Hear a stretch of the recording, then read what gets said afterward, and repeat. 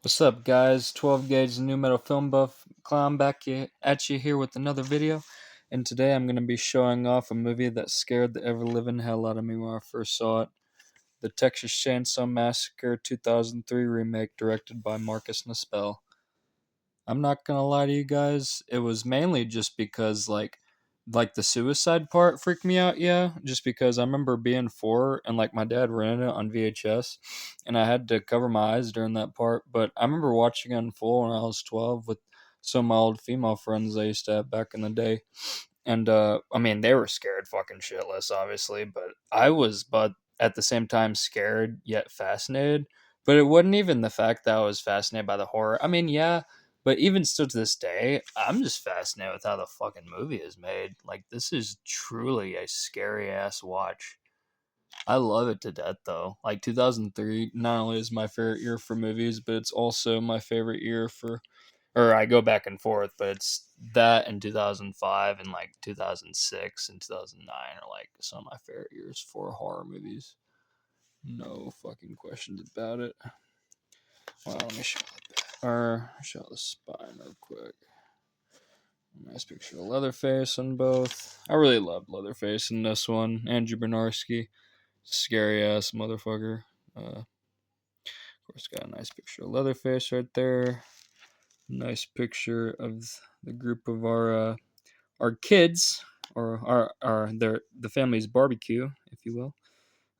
Nice picture of the hitchhiker in the van beside the hitchhiker. You know, at the beginning where they pick her ass up. Got a picture of the house down there. Show the main menu.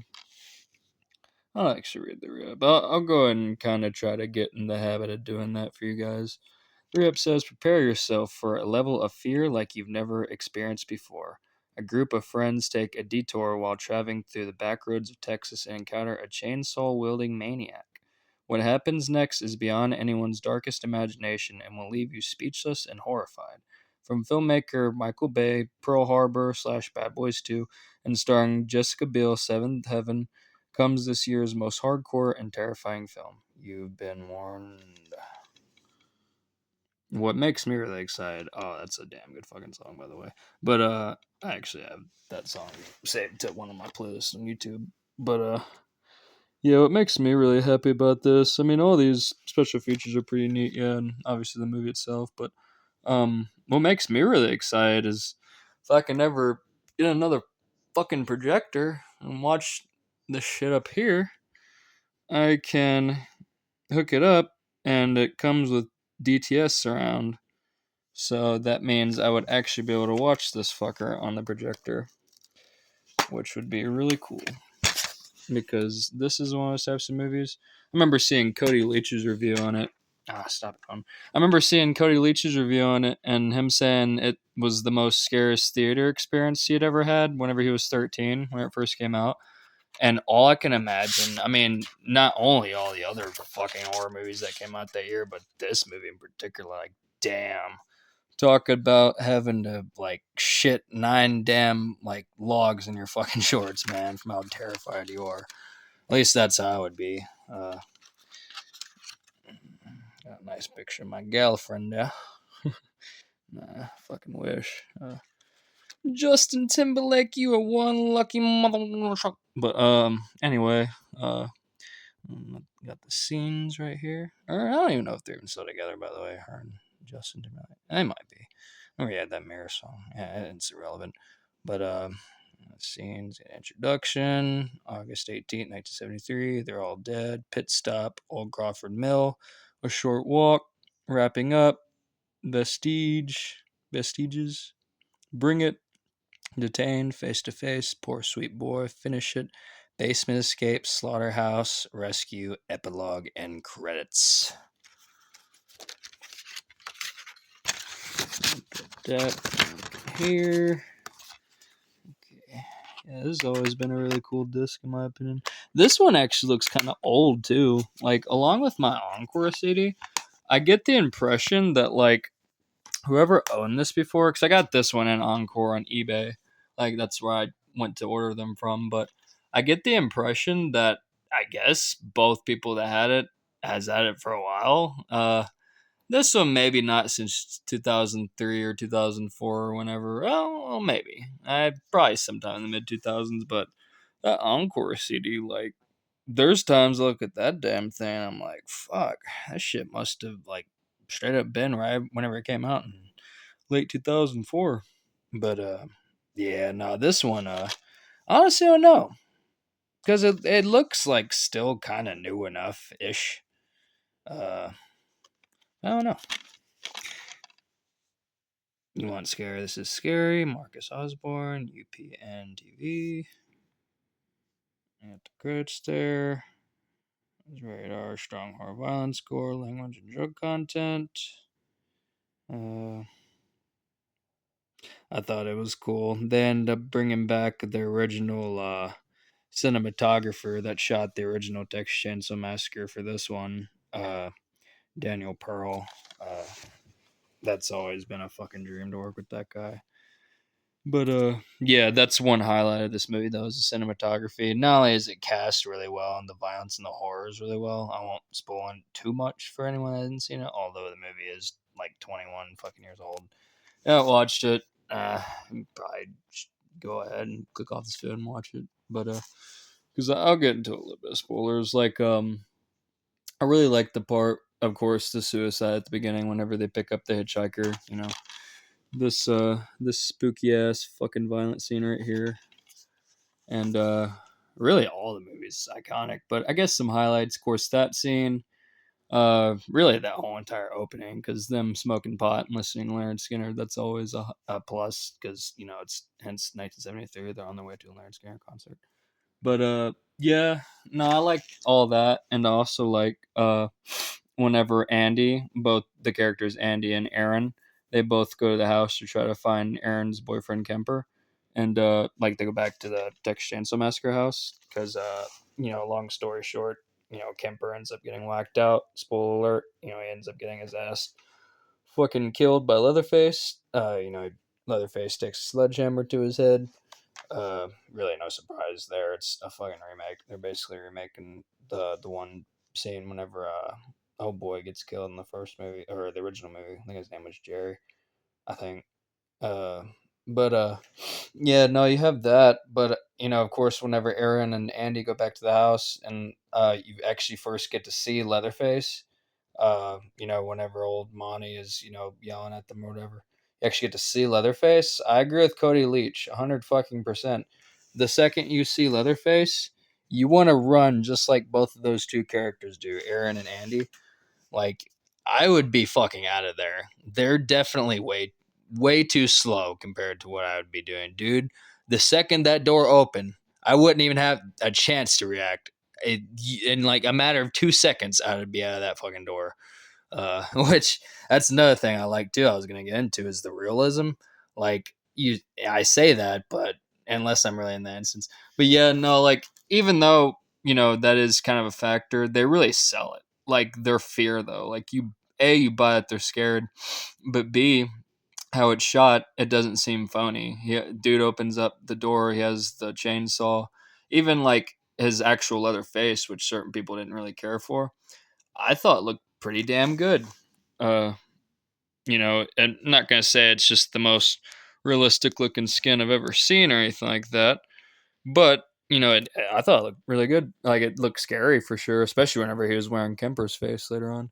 But you know, that part was cool because, or later on, the first part I was talking about, whenever he's chasing Aaron and Andy, and Aaron gets away, and then he's just after a while just chasing Andy, and then Andy accidentally runs into the dude's fucking chainsaw. He cuts his leg off. Like that shit looked real as fuck too, dude.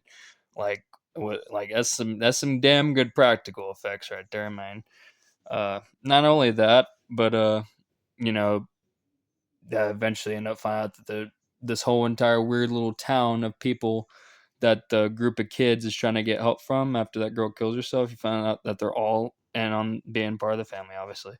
But the scariest part, another part I agree with in regards to Cody Leach. Sorry, I really love his review of this movie.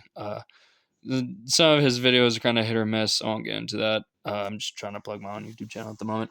But yeah, I have to agree with him. You know, other than Leatherface, and you know maybe Chop Top or whatever, I have to agree that fucking Arlie Ermy as Sheriff Hoyt is definitely the most scariest character in this entire franchise, other than Leatherface and Chop Top, because those guys are scary and iconic, whatever. Especially fucking Leatherface in this universe, like the Texas Chainsaw Massacre at the beginning as well, which I'll review that sometime in the future. I have that on DVD too. Anyway, but yeah, other than them, he's definitely the most menacing for sure, and that's kudos to fucking Jonathan Tucker as well, the guy right there in the glasses. I agree with Arlie Army as well. Jonathan Tucker does a damn good fucking job at acting scared. Like it's almost like second nature for him to be scared, as Cody Leach put it. But like anytime I watch that part, whenever the sheriff is trying to make Jonathan Tucker put the gun in his mouth and kill himself, like I feel the anxiety right along with Jonathan Tucker as if I'm that character as well. I have glasses too, and I'm about the same age as all these kids, but still, like that's definitely another really well directed scene, and of course that's a highlight. Any of the chase scenes, whenever Aaron, Jessica Biel's character is running from Leatherface, those are definitely some damn highlights for sure too. Those are shot really well. He was really good natural lighting, good natural lighting in all that movie. Um, yeah, and not only that, but the whole entire chase in the slaughterhouse, that was nice too. Towards the end, that was really scary.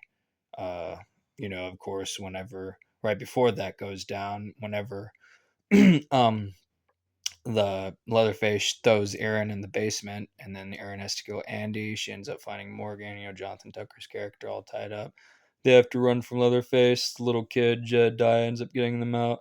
Oh, yeah, I forgot to mention they meet a little kid. Jebediah? Am I saying his name right? He's like a kid that the family stole and kind of took it as their own. He's like a little messed up. He's the only like innocent one of the family, but he's like helping them, and Leatherface is chasing them, and that whole entire like cave, like that design they're in after they got the basement, that's some scary looking fucking shit, dude. And not only that, but after they end up getting out of there, like whenever their Leatherface is chasing them to that old abandoned creepy house in the middle of the woods, like what the fuck? And not only that, but whenever they go to that house, they end up passing by their old van, and like they already have their tires taken out. Which, I guess whenever Aaron drove it to try to get away from Leatherface, or a little earlier on in the movie, at that point, whenever tires pop it still.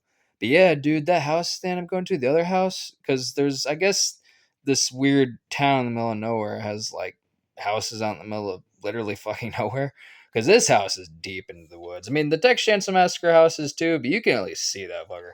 This house that they end up running to towards the end, like it's just a regular house, but it is deep into the woods, dude. And like it's really scary. Like the whole entire ending is really scary, of course. And whenever Aaron ends up killing Sheriff Hoyt towards the end, that's another highlight. Or whenever Sheriff Hoyt is like pouring his alcohol on her face whenever she's passed out and wakes up in the Hewitt house as opposed to the trailer she passed out in. Just so many fucking great moments in this movie, dude. Like, it's honestly like, where do I even really begin? I could list them off all day. This movie and House of a Thousand Corpses are like two of the most coolest horror movies of the early 2000s. Don't get me wrong, you had a couple other cool ones for sure, but Wrong Turn, Freddy versus Jason being some exceptions for sure. Those are also really cool. But I'm just talking about in regards to Peer, like holy shit, this is some scary shit, dude. Those are definitely up there. Those are definitely this one and Corpses are definitely two of the most scariest looking horror movies I've ever seen. Maybe not the scariest horror movies just in general, but definitely some of the most scariest looking horror movies. It's kind of like what Cody Leach said. I like that he was talking about whenever he went and saw this back in '03, and like some people that would talk to him about it and be like, "Did you see the actual footage of Leatherface?" Because it's supposed to. They sold it. Where is it? Yeah, they were trying to sell as inspired by a true story. I mean, they're not wrong to an extent. It's, they're talking about Ed Gein, but they were literally trying to sell this particular story as, oh, this really happened. And Cody Leach was like, yeah, those might not have been the most prized people in the world. Which, admittedly so, I fell for it as well. Long after '03, I'd look up like clips of it on YouTube when I was like 12 and 13 and shit. I was 11 and 12, yeah. But Anyway, guys, this video is getting a little long. I guess I'm gonna go ahead and cut it off here. I just love this movie. I could rant about this fucker all day. For too long, I'm hoping tomorrow you guys probably get another DVD review. I got a couple new DVDs recently. I'll probably show off like my House of Thousand Corpses DVD because I have a really cool collector's edition of that. But anyway, guys, yeah, this has been 12 Gauge, the new metal film buff clown here, signing off here, and y'all have a good night, and I will see you guys in the next video. Peace out.